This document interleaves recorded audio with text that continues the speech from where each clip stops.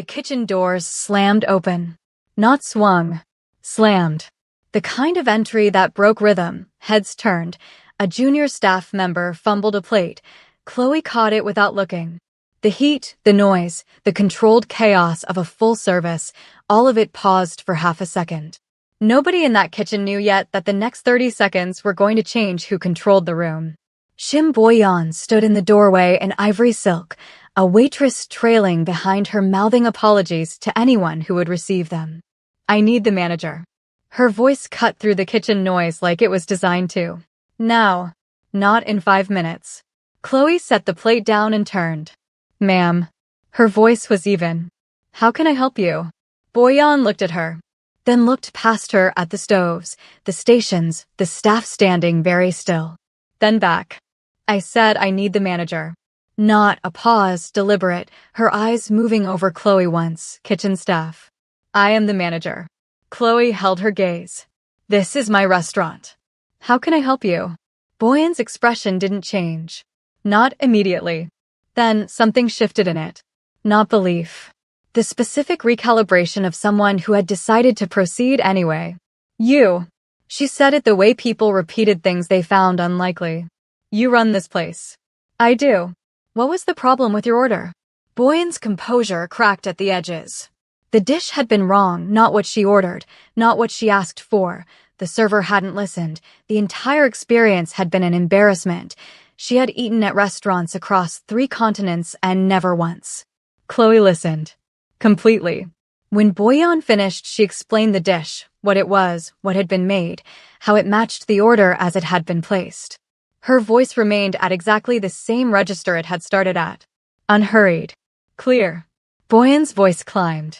Around them, the kitchen had gone quiet in the particular way kitchens went quiet when everyone was pretending to work. "I don't need an explanation. I need someone who actually understands what service means. What it means to have a guest, sit down in your establishment and be treated like you were not treated poorly." Chloe's voice was still even. "Your order was prepared correctly. I've explained that. If there's something I can do to make the rest of your evening better, I'm happy to do it." "What you can do," Boyan said, stepping closer, "is understand who you are speaking to." "I know who I'm speaking to. A guest. In my restaurant." A pause. "I'd like to keep it that way." Boyan stared at her. Something moved behind her eyes, the specific recalibration of someone who had expected to be apologized to and hadn't been, and didn't know what to do with that yet. "I have been coming to establishments like this for 20 years, she said. Her voice had dropped, more dangerous now than when it was loud. "I know what good service looks like. I know what accountability looks like. And I know," she looked Chloe over once, slowly, "what it looks like when someone doesn't belong in a room like this." The kitchen was very quiet. Chloe looked at her for a long moment. Then she said, quietly and finally, "I hear your complaint, ma'am. But I will not stand here and be spoken to this way in my own kitchen." Something broke behind Boyan's eyes. Not cracked. Broke. "Do you know who my husband is?" Nobody moved. Nobody breathed. "I don't," Chloe said. "And it doesn't change what I've said." It should. The polish was completely gone now. It absolutely should. The fact that you're standing here speaking to me like this, like you have any right to. Boyan's hand shot out, grabbed Chloe by the hair. It pulled her just off balance, not enough to fall, enough to feel it. The kitchen gasped, not loudly, just the collective involuntary sound of people witnessing something that could not be taken back. "Who do you think you are?" Her voice had become something raw and unrecognizable. "Talking to me like that. In front of everyone. Do you have any idea what I can do to a place like this? You should be grateful anyone even walks through your door." Chloe's hand closed around Boyan's wrist. She removed it from her hair. Clean. Deliberate. The way she did everything. Then she pushed her back. Not hard enough to make her fall. Hard enough to make the point absolutely clear. "You don't touch me." For words. No volume. No heat. Just fact, delivered with the complete stillness of someone who had never needed to raise their voice to be the most certain person in a room. Boyan stumbled. Caught herself. Straightened. Her mouth opened. "Boyan." One word from the doorway. Spoken at a register that shouldn't have carried across the kitchen, but it did. It moved through the space and landed on every person in it with a weight that had nothing to do with volume. Boyan's body stiffened before she even turned. Like the name itself had physical mass. Now, watch closely. Because she still doesn't know who just walked into that room. And if you're into stories like this, like and subscribe, it only gets better from here. Yeo Kang-gil stood in the kitchen doorway. His phone was at his side. The call had ended at some point. He wasn't sure when. He had been walking back from the far end of the corridor when he heard the voices. He had slowed, then stopped. He had been standing in the doorway long enough. His expression gave nothing away. It never did. But his eyes had moved from Boyan to Chloe to the strand of the situation between them, and the quality of his attention made the kitchen understand immediately that something had changed in the room. Boyan turned, saw him. The fury drained from her face and left something else behind, not remorse. The specific fear of someone who understood, in one instant, exactly what they had done and in front of whom. Boyan's husband appeared behind Kang-gil in the doorway. He had followed her from the dining room, reading the situation the way he had learned to read situations, quickly, from the outside in. He took one look at Kang-gil's face and his entire body recalibrated. "I'm sorry," the words came out immediately, low and fast. "This won't happen again. It was a misunderstanding. I'll handle it." Kang-gil didn't look at him. He was looking at Chloe. "Did she hurt you?" The kitchen held its breath. Chloe met his gaze. She didn't know who he was. She answered the way she answered everything, directly, without performance. "I've been better." Something moved across his face. Almost imperceptible. "Enough." He looked at Boyan. "Go back to the table." Boyan went. Her husband went after her, already talking, already managing, his voice dropping to something inaudible as the kitchen doors swung shut behind them both. Kang-gil held Chloe's gaze for one more moment. Something in it that wasn't quite an apology, more like an acknowledgement. That he had seen it. That it had been seen. Then he turned and walked back down the corridor. The kitchen stayed completely silent for 3 full seconds. Then someone exhaled and the rhythm came back, slowly, like a tide returning. Chloe turned to her station.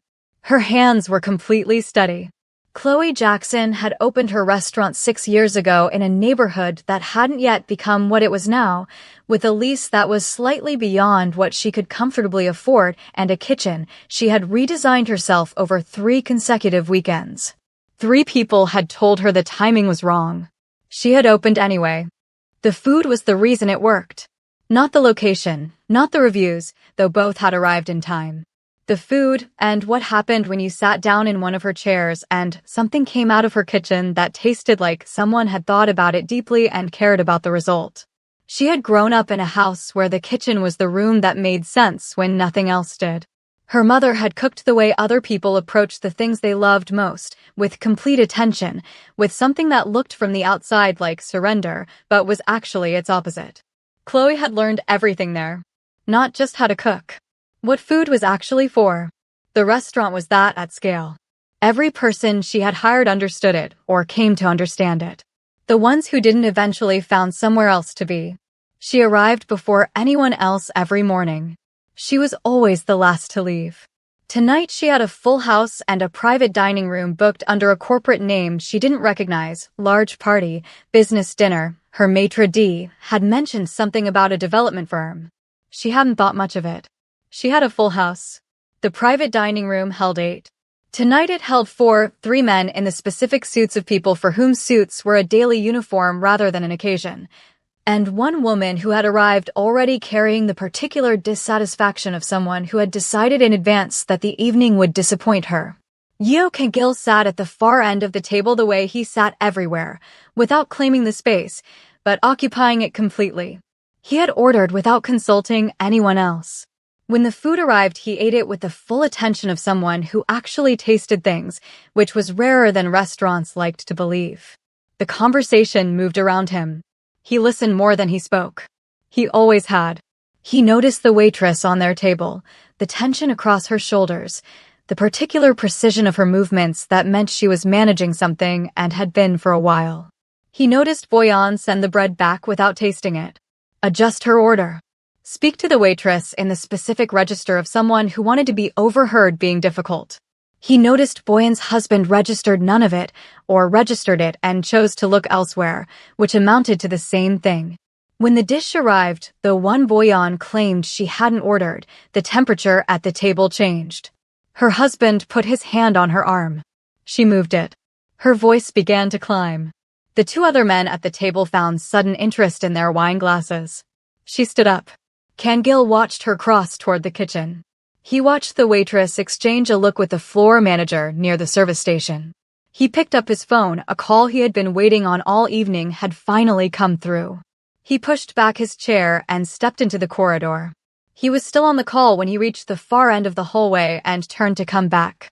The voices reached him before the kitchen did, one escalating, one level and steady in the way of something that had decided not to move.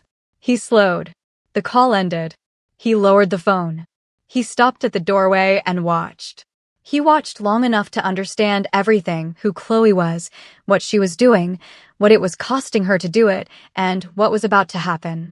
He watched her absorb language designed to reduce her and respond to it with a precision most people couldn't sustain when they weren't under attack, let alone when they were. He watched the moment she reached the end of what she was willing to absorb and drew a line with 4 words and no volume. Then he watched Boyan's hand move. He stepped in after that. The restaurant emptied in the usual way, gradually, the last tables finishing their wine, the staff breaking down stations with the efficient silence of people who had been through a full service and were ready to go home. Chloe worked through all of it. She directed the close down, checked the walk-in, confirmed the prep list for tomorrow. Her sous chef appeared beside her at some point and stood there for a moment without speaking. "You good, chef?" "I'm good." He looked at her a moment longer than necessary. Nodded. Went back to his station. When the last person left, Chloe stood alone in her kitchen. Lights half down. Everything clean and still and in its place. The specific quiet of a room that had held a lot of noise and now held none. She saw the strand of hair on the floor near her station. Just one. She looked at it for a moment. Crouched, picked it up, put it in the bin. Straightened. Stood with her hand resting on the edge of her counter. Then she saw the spoon on the shelf beside the pass slightly askew. Out of the precise alignment she kept everything in. She hadn't knocked it. She straightened it with one finger. She stood there in her kitchen and breathed. Once. Then again, until it felt like hers again. Just that. Just stood there and breathed in the place she had built and let it be quiet around her. Her maitre d' came back, he always did, one last check before he locked the front. The private dining room settled their bill, he said. He held out an envelope. They left something. Inside, a tip that made her pause. Then a folded note, separate from the cash. No letterhead. No name. She unfolded it. "If you decide this isn't finished, call." A number beneath it. Nothing else. She read it twice. Folded it. Slid it into the pocket of her chef's coat. Looked at her station for a moment. Then she turned off the lights and went home. She did not call that night. 2 days later. Lunch service, quieter and easier, the restaurant at its most natural rhythm, half full and unhurried. Chloe came through the pass to check the floor. She did this at every service. Habit. She wanted to see the room the way her guests saw it. She saw him immediately. Corner table. Alone. No reservation, she would have seen it in the book. He had a glass of water and the menu and was reading it with the same quality of attention he seemed to bring to everything. He looked up the moment she came through. She crossed the room. Directly. No hesitation. "You came back. The food is good." She looked at him. You could have said that the first time. Something shifted in his expression, not quite amusement, but in the vicinity of it. She pulled out the chair across from him. Sat down. She hadn't planned to, she decided in the moment, the way she made most decisions, quickly and without second-guessing. Her floor manager noticed from across the room and said nothing. "What did you order?" He told her. She nodded. "A good choice." "Why did you really come back?" she said. "Not the food. The actual question." He held her gaze. "I wanted to see if you were all right." "I told you I was. You told me you'd been better." She looked at him steadily. He looked back. Neither of them moved. I'm fine, she said. My kitchen is fine. Everything is fine. I know. Then why are you here? A beat. Because the food is good. The corner of his mouth moved, barely. And because I wanted to see you. She didn't respond immediately. She studied him the way she studied most things, directly, without softening it. He didn't shift under it. Most people shifted. She noticed something on his hand, a faint mark along the outside of his knuckle, old and barely visible, the kind of mark that came from something specific. He noticed her looking. Then he looked at her wrist, the small recent burn she had stopped registering weeks ago. Occupational, she said, before he could ask. Does it happen often? Often enough. She paused. You were paying attention. I pay attention to most things. To what end? He considered it. So I understand what I'm looking at. She sat with that for a moment. Then, what's your name? He told her. She nodded once. She stood, smoothed her coat, looked at him one more moment. Enjoy your lunch. She went back to her kitchen. That evening her sous chef sent her a link without comment. A news piece, business section, 3 paragraphs. His name in the second one, connected to language she read carefully and understood precisely. She put her phone face down on her kitchen counter. She left it that way for the rest of the night. He came back to the restaurant 3 days later. She was in the kitchen. He didn't ask for her, didn't send a word. He sat at the same corner table, ordered, ate with the same attention he brought to everything, settled his bill, and left. Her maitre d' mentioned it afterward in passing, the way you mentioned things you weren't sure were relevant. The following Saturday, she was at the covered market she went to every week, a vendor she had been using for 3 years, the same stall in the same position. She was examining tomatoes when she became aware of someone beside her. She looked up. He was there for reasons she didn't ask about and he didn't offer. They stood in the same aisle for a moment and then simply fell into step. Neither of them acknowledged it. They moved through the market for nearly an hour. She talked about what she was looking for, what had been good this season, what she was turning over for the new menu. He asked questions that told her he was actually listening, not the questions people asked when they were waiting for their turn to speak, but the ones that came from genuine curiosity about what she had just said. She laughed at something he said, short, unguarded, unplanned. She registered it a half second after it happened. He didn't make anything of it. He drove her back to the restaurant. They sat outside for a moment in the car, engine off, neither of them moving. Same time next Saturday, he said. She looked at him. I go every Saturday. I know. She got out. She didn't look back. But she was smiling by the time she reached the door and she was fully aware of it. The third time they were together, he drove them to a point above the city where the whole spread of it lay lit up below. They sat somewhere quiet and she talked, not about the restaurant, not about menus or service or suppliers. About her mother's kitchen. About the first dish she had made that tasted like something real, and how she had stood in the kitchen afterward for a long time just looking at it. About the 3 people who had told her the timing was wrong when she was opening, and how she thought about them sometimes, not with bitterness, just with the quiet, settled feeling of a fact that had proven itself. He listened with his full attention. The kind of listening that had weight to it. She realized at some point that she had been talking for a long time and that she didn't feel exposed by it. That was new. She noticed it and filed it without saying anything. Then one of her line cooks sent her a link during a Wednesday dinner service. A different article from the business section piece, harder language, specific details, the kind of thing that didn't leave room for interpretation. His name, clearly. What it was connected to, clearly. She read it. This one didn't leave room to reinterpret anything. She finished the service. Went home. Did not call him. Did not text. Just went quiet. He didn't call either. Which meant he understood exactly why she hadn't. 3 days passed. On the 4th day, she called him. Come to the restaurant. After closing. He came at 11. The front was dark, the dining room empty and still.